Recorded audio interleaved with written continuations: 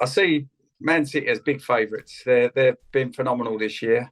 Man United, obviously the underdogs in that, but there's bigger upsets in FA Cup finals, isn't there, than Man United beating Man City? So it's not, it's not ridiculous to think that Man United might win, but I've got to say that Man City are up there.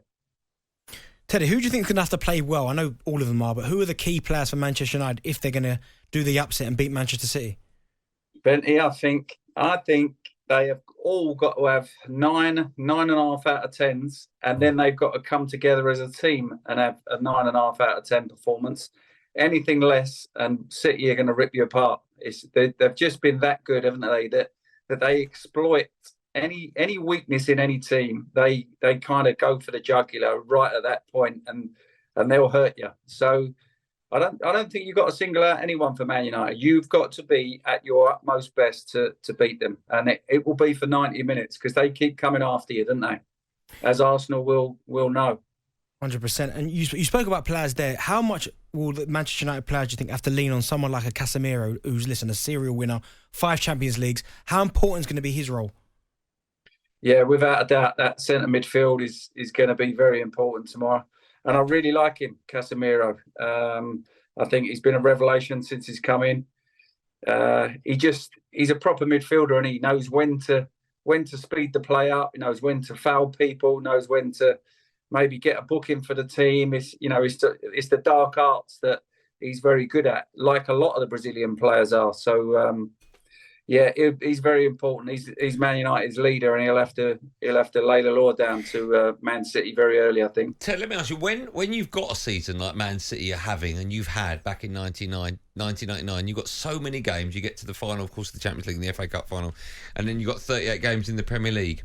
Is there a moment in the season where you become tired, or because of the buzz, the adrenaline that you got going on over this week and a half period from the back end of the league finishing to the FA Cup final and Champions League, that you're on a high constantly? Did you ever feel a bit tired throughout the run-in at all or not?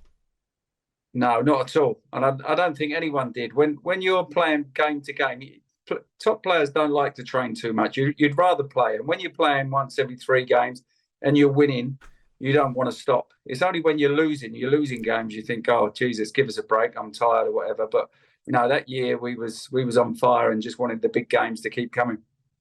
Ted, when did you start thinking about the treble? I know you obviously you won the FA Cup final, then the Champions League. But at what actual point did you start thinking, we could do something special here?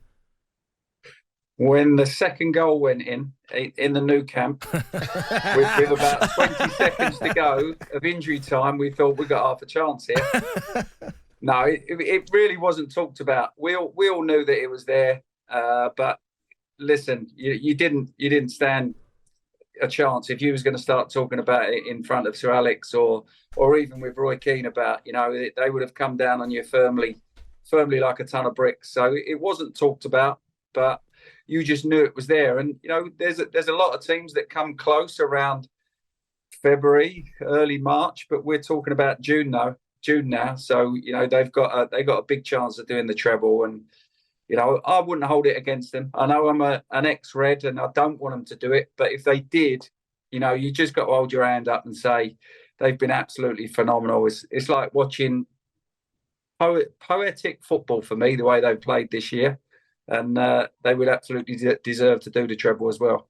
Do you almost feel like it would be harder for them? Because when you go back to you guys in 99, there was no social media. It was just maybe the newspapers that would report it. But when you think about this current Manchester City squad, it's all on social media. Everyone's talking about it on the radios. Do you think it's maybe harder for them to black it out than it was for you guys in 99? No, not really. I think when you're talking something this big, as I said earlier, people start talking about it at the end of January, early February. So you can imagine what the speculation was like for us going into late March, early April, then into the end of that. It wasn't until May the 26th when we finished it off. So, there's always people there to hype it up, isn't there? You've just got to have the right manager to keep you calm, which I know Pep will be.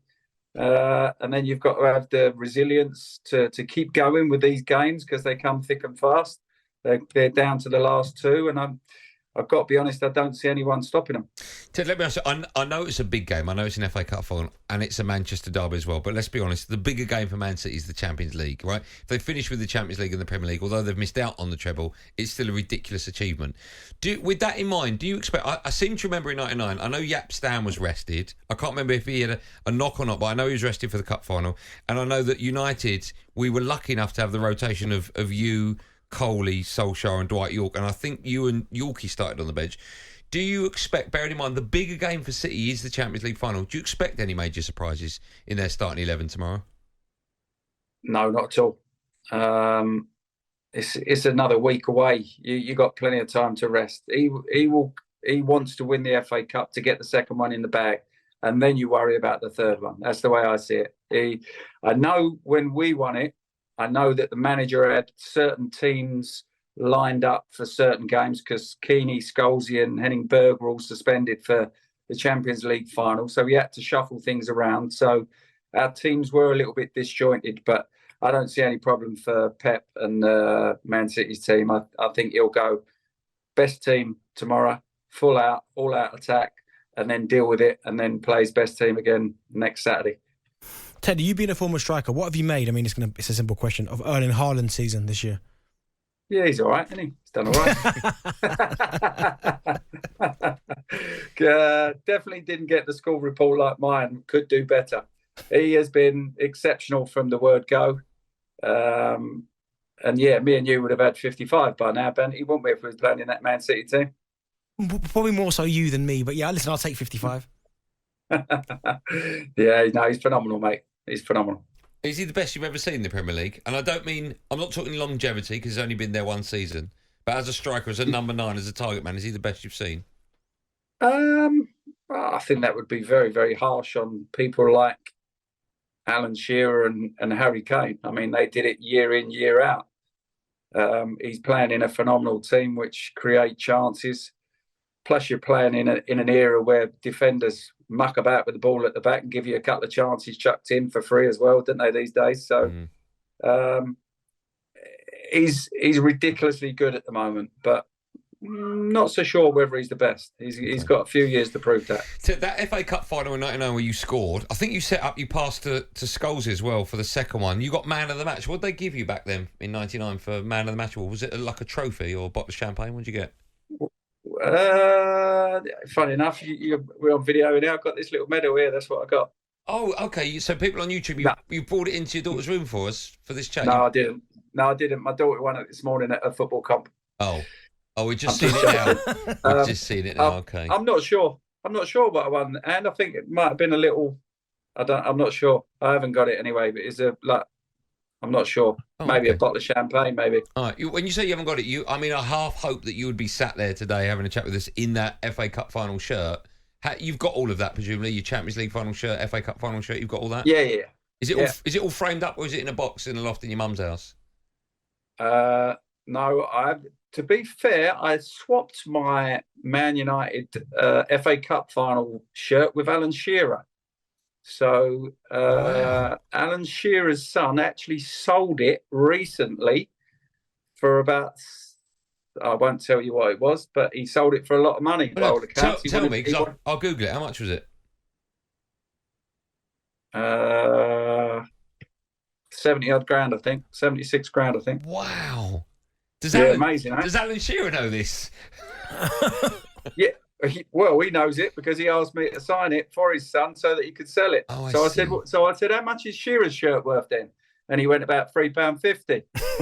Let me ask you, if you could, would you swap it back, bearing in mind it's part of that treble winning season?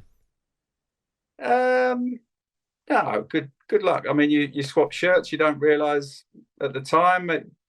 No, not at all. Okay. No. But you've got the Champions League final shirt. You've got that, obviously, right? Yeah, I didn't swap shirts that night, so yes, I still have mine. Got that. Okay. Ted, thanks so much for coming on. What will the score be tomorrow? Oh, can I do 2 scores? No. Well, I'm gonna. Why do you want 2 scores? Well, because it could go either way. Man City to win 3-0 or Man United to win on penalties. Oh, wow. Okay. You think if United win, it's going to go the distance, yeah? Yeah. Okay. If Man United win it, so they've won the League Cup as well, who's had a better season, them or Arsenal? You love it, Anne, don't you? Only because Bentley sat opposite me. What's the answer, Ted? Oh, Man United. They don't need to win anything more to be better than Arsenal this year.